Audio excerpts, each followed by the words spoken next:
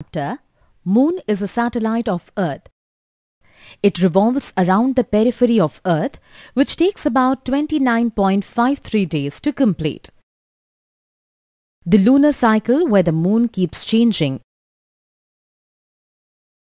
is called phases of Moon. The phases of Moon occurs because the Moon reflects the light of the Sun. So, depending on where the Moon, the Earth and the Sun are on their respective axes, we can only see that portion of the Moon.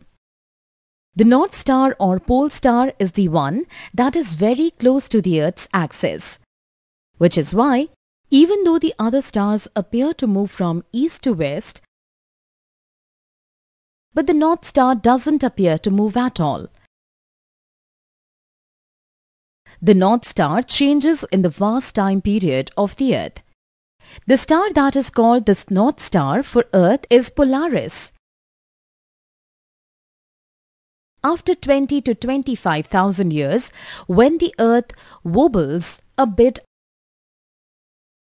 and shifts its axis, Vega will be the next North Star.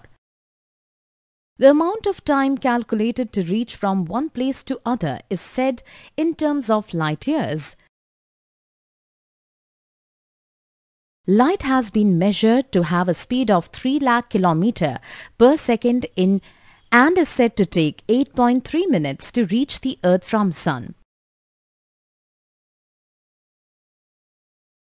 Constellations are collection of stars which may be at very different lengths from each other but appear to form an image. Before humans invented watches and calendars, these were studied to predict the weather.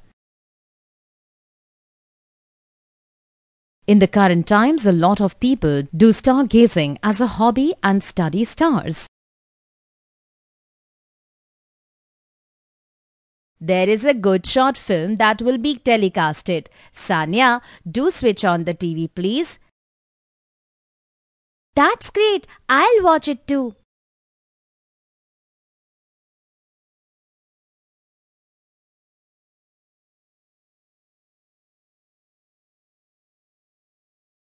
The film was informational.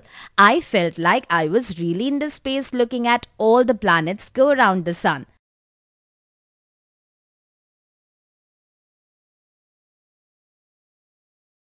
That is true. You know, Kabir, I'm always amazed at this thought that the Sun's gravitational is so perfectly balanced that we are neither too close nor too far from it.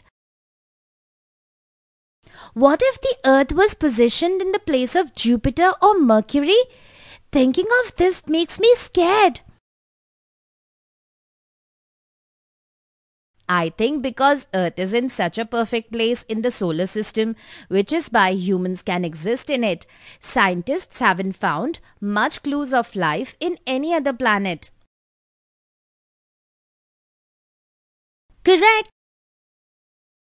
So we have understood that because of Sun's gravitational pull, the solar planets revolve around it in a defined path called orbit, right?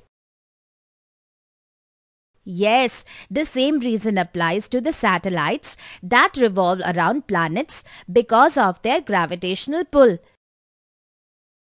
Where shall we go next? Deep into the space. Let us learn a bit more about each of the planets. What do you say? Yes, that is a good idea.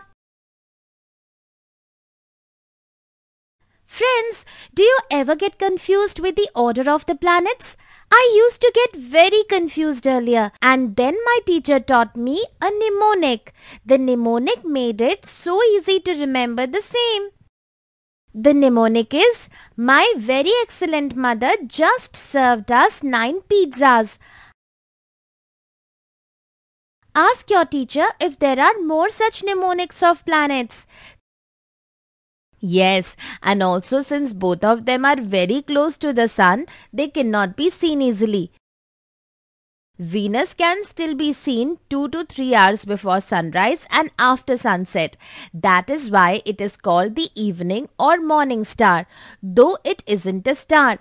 Look at this image of Earth here. I'm curious to know, why does the image of Earth from the space reflect blue and green color? Friends, let us check in our books and see if we can find an answer. Look, here it is. Earth appears blue-green due to the reflection of light from water and land masses on its surface. Isn't it amazing to know? Kabir, I already know that Earth has one natural satellite called Moon, and also that Earth is the only known planet where we know that life exists. That is correct, Sanya. Also, it takes the Earth 365 days to complete one revolution of the Sun on its orbit. Right. I love celebrating New Year's as the Earth completes its revolution. You know what I think, Kabir? I think the solar system is a little unfair in dividing satellites among themselves. Why do you say so? Because Earth has only one satellite, Mercury and Venus have none at all. Mars has 2, but Jupiter has 79 of them. I was reading in a book about it. 53 of them have names and 26 are yet to be officially named. Is that even fair? That's an interesting fact, Sanya. I think it could be because Jupiter's magnetic field is 10 times powerful than that of Earth. We know that the gravitational pull of planets keep their satellites in orbit. That is the reason, maybe why Jupiter can actually keep 79 moons floating in its orbit. That does make sense. I wonder, if Earth had more than one moon, how would that be? I will discuss this in my class with friends. Let us read about the last 3 planets. We have Saturn next in line.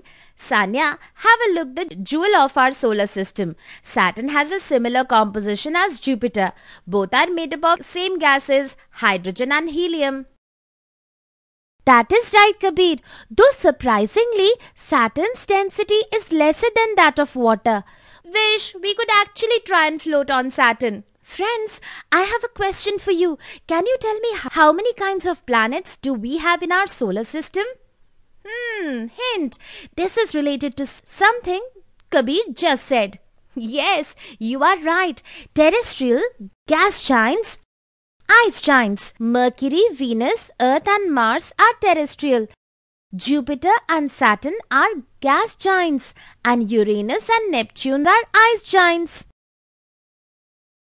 Yes, so here this description says that Uranus and Neptune are pretty similar to each other. Both are made of a thick soup of water, ammonia and methane over an Earth-sized solid center. The methane gives Uranus and Neptune the blue color as the sun reflects its surface. See the photo, they both have rings, just like Jupiter and Saturn, but they are not as clearly visible as those of Saturn's. I feel bad for Pluto, you know. It was a planet all this while, and then suddenly one day it was not called a planet anymore. It is good that Pluto is far from us and that no one lives there. Otherwise, we would have definitely been questioned by Plutonians. Friends, can you tell why Pluto is removed from the list of planets by International Astronomical Union? Ask your teacher about this. We learned that the solar system has 8 planets and the planets revolve around the sun.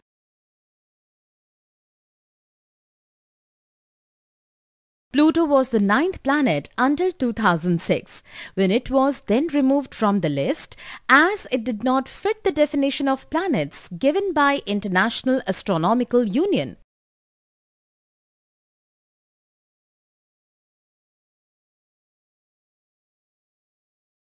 Mercury, Venus, Earth and Mars are terrestrial planets.